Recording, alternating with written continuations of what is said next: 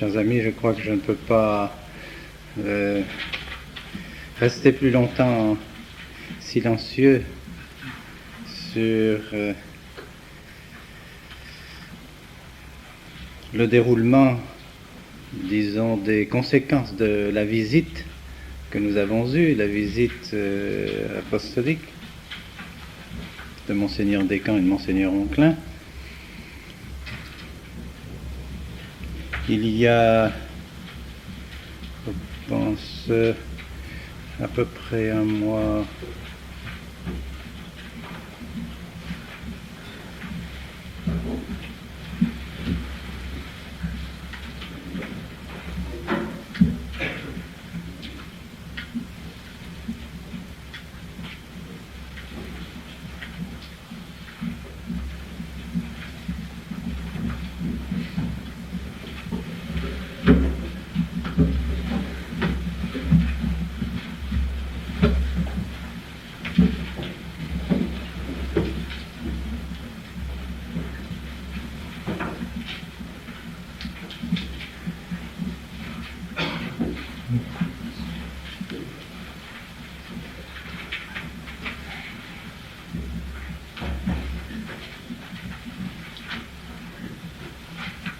je vous disais donc il y a environ un peu plus d'un mois, je recevais une lettre de Rome,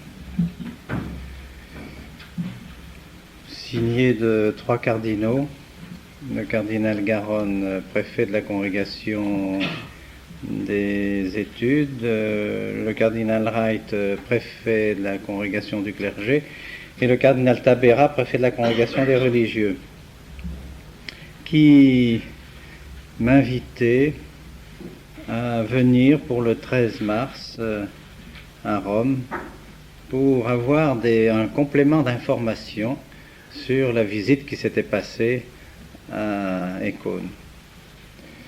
Dans la lettre, il m'était dit d'ailleurs qu'on me remerciait de la manière dont s'était passée la visite, la facilité qu'on avait accordée aux visiteurs de pouvoir accomplir leurs charges et leurs tâches dans des conditions tout à fait normales.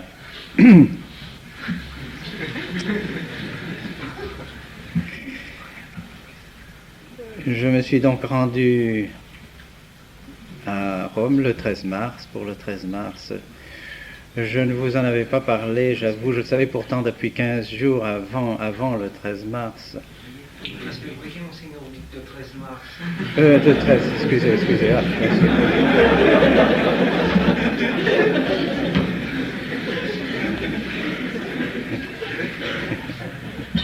la vérité sort de la bouche des innocents.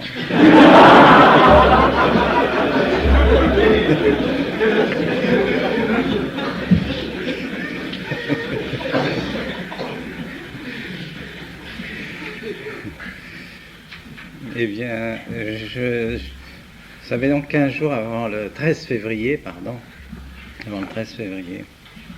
Mais je ne vous avais rien dit, j'avoue, j'ai bien hésité avant de vous en parler ou de ne pas vous en parler, d'en parler même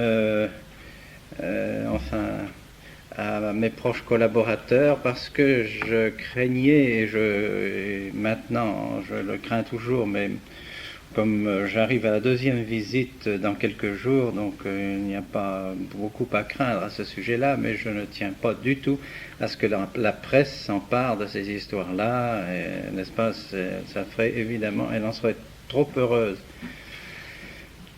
Alors pour éviter cela, j'ai gardé le silence, et bien que j'avais fort envie de vous le dire pour vous demander de prier, parce qu'enfin ça a tout de même une certaine importance, mais comme vous étiez justement ces jours-là, le 13 février, c'était, si je ne me trompe, le mercredi décembre, ou le jeudi après le mercredi décembre. Enfin, c'était en tout cas tout de suite après les 40 heures pendant lesquelles vous avez prié, je pense, à toutes les intentions du séminaire. Alors, j'ai compté sur ces prières. Parce que, il faut le dire, les événements se déroulent suivant un plan prévu par la Providence, je le suppose. Et c'est même certain. Ils auraient pu aussi bien m'écrire en donnant les conclusions de la visite, sans me demander de venir les voir. Mais ils ont donc jugé bon de me demander de venir les voir, et personnellement, j'en étais très heureux. Je préférais aller les voir et parler directement avec eux que d'être mis devant un fait accompli sans avoir pu parler avec ceux qui auraient pu porter un jugement, une sentence, enfin, sur laquelle je n'aurais pas pu discuter.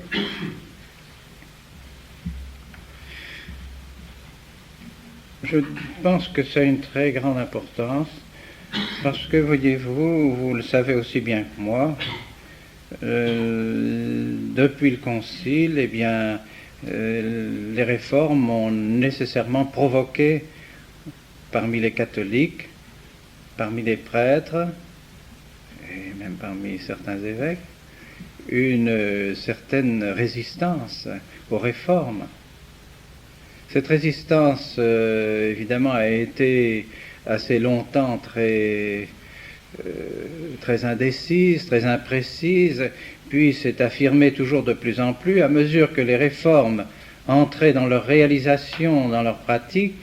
Je dirais que la résistance s'est durcie, s'est organisée, s'est confirmée. On ne peut pas dire par conséquent que ces réformes ont été admises d'emblée par toute l'Église, sans aucune espèce de réticence. Partout, il y a eu une hésitation devant cette et même donc un certain refus de ces réformes qui ont fait craindre tout simplement pour la foi. Donc la foi, ce n'est pas une résistance qui est une espèce de contestation pour la contestation, mais vraiment pour une défense des valeurs que des catholiques, que des prêtres, que des évêques ont estimées essentielles pour la foi, des biens qui nous touchent, qui touchent nos âmes, dans ce que nous avons de plus précieux, dans ce que nous avons de plus cher. Or, à mesure que les années passaient, on peut dire que le fait que le séminaire se soit trouvé à la fois croître d'une manière très rapide et en même temps très internationale, très providentiellement aussi, car personnellement il m'était difficile d'imaginer qu'il y aurait eu tant de représentants de diverses nations réunis ici sous ce toit en l'espace de quelques années. C'est évident.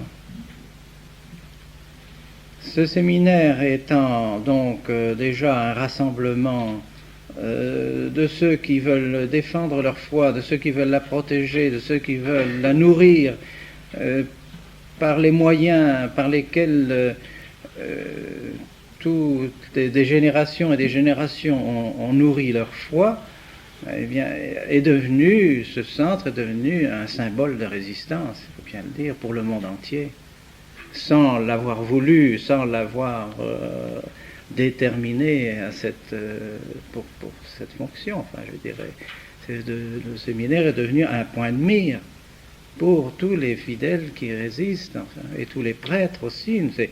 Nous avons certainement eu plus de 1000 correspondances de prêtres, certainement près de 1500 prêtres qui ont correspondu depuis le commencement de l'œuvre pour nous encourager et même qui nous encourageaient même financièrement, je dirais, en nous envoyant leurs petites contributions, manifestant vraiment le désir de nous dire qu'ils étaient avec nous, qu'ils étaient heureux de l'existence de ce séminaire.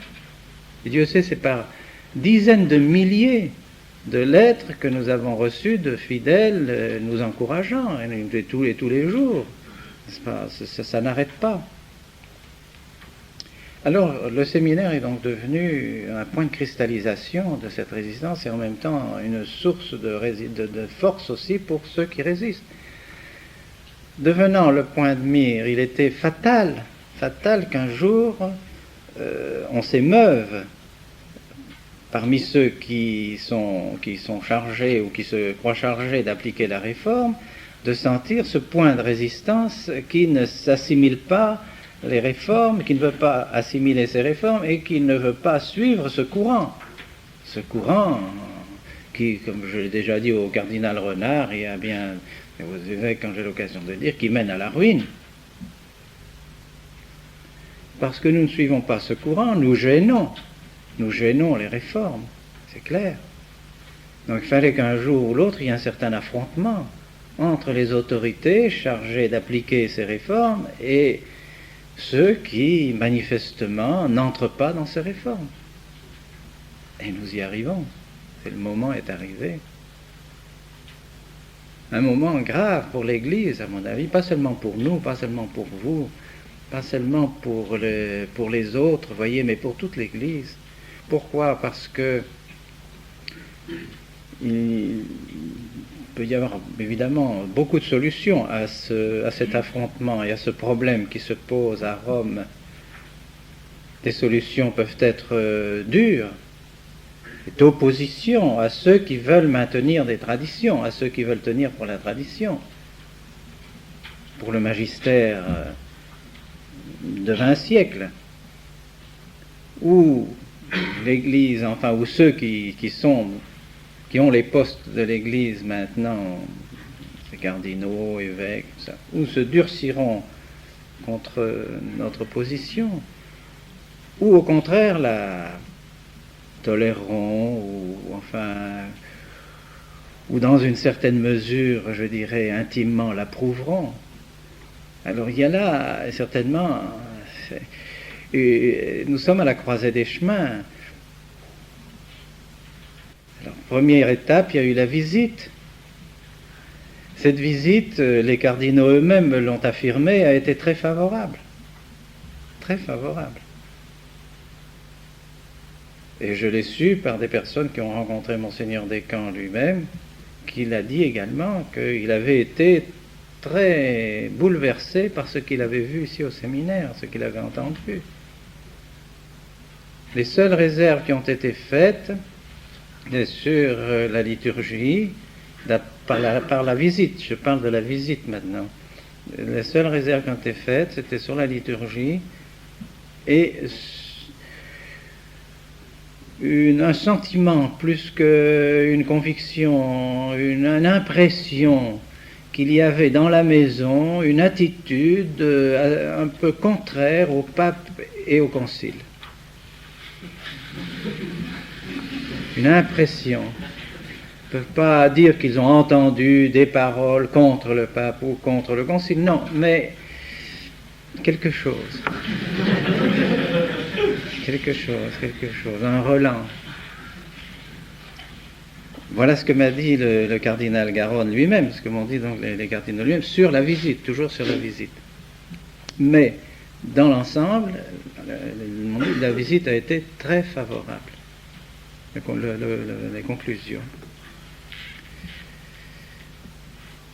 Alors, donc pourquoi voulait-il me faire venir ? Je crois qu'ils sont très gênés pour prendre une décision. Parce que d'une part, ils sont pressés par ceux qui tiennent aux réformes et ceux qui les ont faites et ceux qui veulent les continuer, en particulier l'épiscopat français et l'épiscopat suisse, qui donc, d'une part, font pression sur Rome pour dire il faut en finir avec Écône, n'est-ce pas, et avec la fraternité, et d'autre part, la constatation des faits qui montrent que ce séminaire existe, que ce séminaire progresse, que ce séminaire n'est pas mauvais puisque la conclusion de la visite est bonne. Alors, que faire ?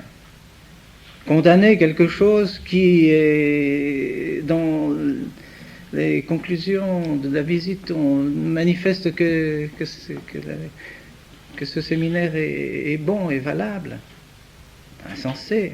Alors qu'ils savent très bien et qu'ils sont très au courant de la disparition des séminaires, de la disparition des vocations, de la vente des séminaires, de cette nouvelle conception du sacerdoce à laquelle intimement ils sont contraires. Certainement, le cardinal Garonne n'approuve pas ceux qui recherchent un nouveau type de prêtre, au moins maintenant. Il l'a peut-être voulu il y a 4 ou 5 ans, lorsqu'il a été nommé à la Congrégation des études, mais voyant maintenant la ruine des séminaires et tout ce qui peut se dire au sujet des prêtres, c'est évident que ça lui pose un problème grave. Alors que faire? Donner satisfaction aux épiscopats ou être raisonnable, enfin sage, suivant se plier aux faits, n'est-ce pas? Voilà la situation dans laquelle il se trouve. Or, ils m'ont demandé de venir. Avec quelle intention? Là, ça m'est difficile de déceler leur intention, puisqu'ils n'ont pas encore donné même leur conclusion, ils n'ont rien dit. Mais je pense qu'ils voudraient trouver des griefs précis pour pouvoir donner un blâme ou pour pouvoir faire quelque chose. Donc ces griefs précis, ils ne les ont pas recherchés dans la liturgie. C'est très curieux. Je pensais que, arrivant, la première chose qui m'aurait été reprochée et la première chose sur laquelle j'aurais été attaqué, c'est la liturgie. Or, le cardinal Garonne, après donc, ils sont réunis tous les trois, nous étions dans une salle, donc là, de la congrégation des études. Le cardinal Ra est ici, le cardinal Garonne là, le cardinal Tabera ici, et le secrétaire là avec le micro, car tout a été enregistré. Et c'est le cardinal Garonne qui a pris la parole, c'est lui qui était chargé probablement de faire l'interrogatoire et puis l'inquisition. Alors il a d'abord fait de grands compliments, évidemment, comme ça se fait toujours à Rome. Pour faire avaler la pilule, il faut l'enrober d'un peu de sucre, n'est-ce pas? Alors on fait des grands compliments, remercier d'être venu, remercier de la facilité qu'on a accordée à la visite, compliments pour la visite qui a été favorable, etc. etc. Bon. Mais après, alors, il a tendu itinéraire. Il m'a montré itinéraire. Il m'a dit, voyez, le soupçon qu'avaient ces visiteurs, il est réel maintenant. Il est réel, votre déclaration. Votre déclaration parue dans l'itinéraire. Donc, vous êtes contre le pape et contre le concile. Je n'ai pas répondu, j'ai laissé parler. Il a parlé pendant 25 minutes.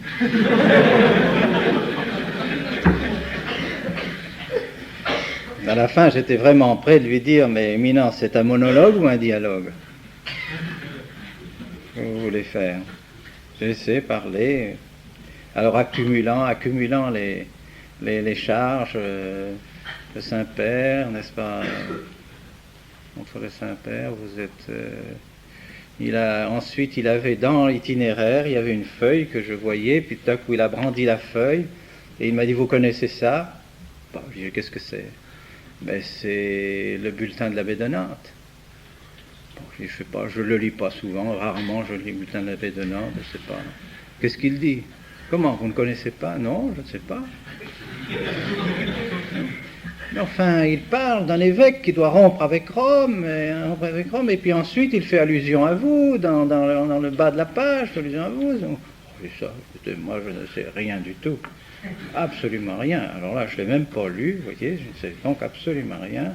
C'est pas moi du tout qui ai inspiré cette chose-là, et ça, je peux vous dire en toute sincérité que je ne corresponds pas avec M. l'abbé de Nantes et que je le connais. Mais je n'ai pas de relation particulière avec l'abbé de Nantes. Il fait ce qu'il veut dans son bulletin, je n'ai pas à voir sur son bulletin, ça ne me regarde pas. Vous voyez, ils essayaient tout de suite de lier les choses. Et évidemment, c'est toujours un peu ennuyeux quand dans ces bulletins, on prend des positions très originales, et puis, pour le moins, qu'on puisse dire, et qui ensuite font allusion à une personne précise. Il faisait cette allusion, vous l'avez lu, probablement plus que moi. Je ne sais pas, moi je ne l'ai même pas encore lu tout entier. J'ai vu dans ce qu'il me l'a montré, mais il fait allusion au pèlerinage de Rome, qui est une chose donc tout à fait différente de ce qu'il dit précédemment. Alors, Donc, j'ai pu lui dire que ça, je ne connaissais pas cette affaire-là, que c'était tout nouveau pour moi, mais que ce n'était pas du tout dans mes intentions, que c'était pas moi du tout qui l'avait inspiré. Donc il a essayé d'accumuler les preuves, puis surtout alors sur le concile, n'est-ce pas? Vous êtes contre le concile, vous avez des phrases très dures pour le concile, puisque vous dites que le concile lui-même a été, enfin plus ou moins, influencé par le modernisme et par le protestantisme, enfin par le libéralisme. Et que toutes les réformes qui sortent de ce concile sont plus ou moins aussi infestées de cet esprit moderniste. Enfin, c'est inadmissible, inadmissible.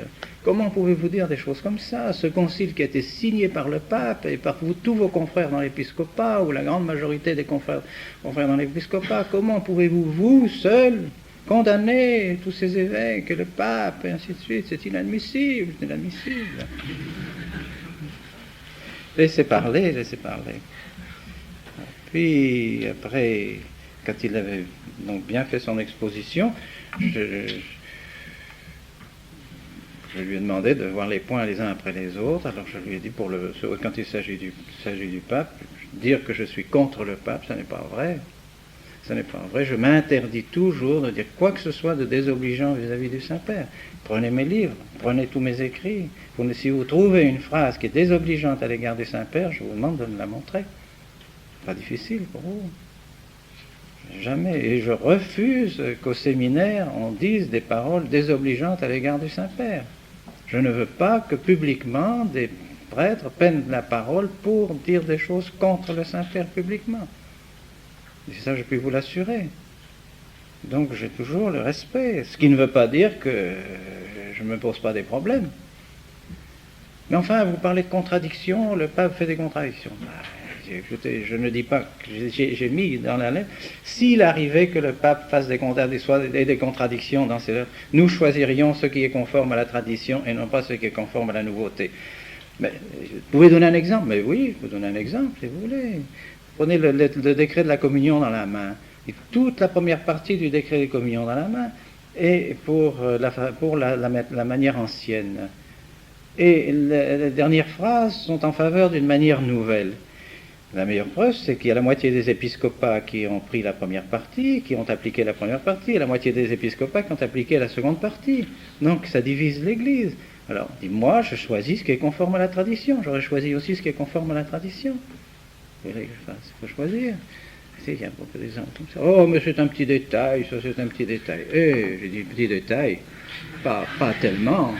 Petit détail quand il s'agit du Saint-Sacrement, de ce qu'il y a de plus essentiel dans la Sainte Église, le respect du Saint-Sacrement, c'est pas un petit détail. Un petit détail. Quant au concile, écoutez, voyez les effets. On juge l'arbre à ses fruits. Alors là, je leur suis permis de leur dire, écoutez, Éminence, bon, je vois que l'heure passe, que je ne vais pas pouvoir vous dire tout ce que j'ai à vous dire, mais enfin, je continuerai demain.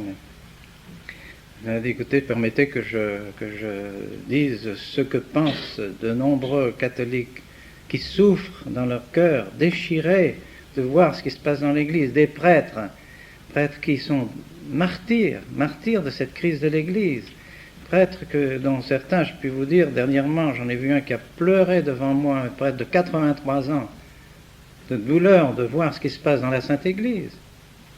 Des évêques aussi, car beaucoup d'évêques intimement, dans leur fond intérieur, souffrent de cette situation de l'Église. Alors moi, puisque j'ai l'occasion de le dire, je suis content de me trouver devant 3 cardinaux pour le dire. J'aurais pas été content de le dire devant un seul, mais devant 3, je suis content de le dire. Permettez que je ne touche pas vos personnes, mais que je m'adresse à vos fonctions. Vous, Éminence cardinal Garonne, où sont vos séminaires? Qu'est-ce que vous avez fait des séminaires du monde entier? Et vous, Éminence cardinal Ray, les catéchismes, vous êtes responsable de tous les catéchismes dans le monde. Songez à tous ces enfants, ces millions d'enfants catholiques qui ont dans les mains des catéchismes qui sont plus orthodoxes. Ils ne savent plus leur prière, ces enfants. C'est vous. Cardinal Garonne m'a dit, mais j'ai fait une ratio fondamentaliste, j'ai fait des règlements, on ne m'écoute pas. Le cardinal Wright me dit, mais moi j'ai fait un règlement aussi pour le catéchèse, vous connaissez bien ma lettre. J'ai fait une lettre, vous la connaissez. On ne m'écoute pas. Qu'est-ce que vous voulez que je fasse? Après, je m'adresse au cardinal Tabera. Je dis, vous, pendant que vous étiez à la congrégation des religieux, de la liturgie, vous avez fait une messe qui est la messe de Luther. J'ai dit, la messe de Luther, c'est pas autre chose que la messe de Luther. Comment? Alors vous dites que cette messe est hérétique? Non, j'ai dit, cette messe n'est pas hérétique. Luther a enlevé aussi, tout ce qui a été enlevé actuellement a été enlevé par Luther avant, c'est pas la première fois que ça se fait. Lisez dans les livres, lisez, c'est pas moi qui l'invente, c'est pas moi qui le dis. Vous pouvez prendre des documents, vous verrez exactement ce que vous avez fait, c'est ce que Luther a fait. Mais Luther, c'est une messe équivoque, on peut très bien, avec des idées catholiques, faire de cette messe une messe valide, avec des idées hérétiques, comme Luther les avait, plus de substantiation, plus de présence réelle, plus de caractère sacerdotal, plus de sacrifice, évidemment la messe est invalide. Mais la messe elle-même, en soi, est équivoque, on peut la dire de deux façons. Enfin, ils ont accepté ça quand même, puisqu'il fallait bien qu'ils l'entendent quand même.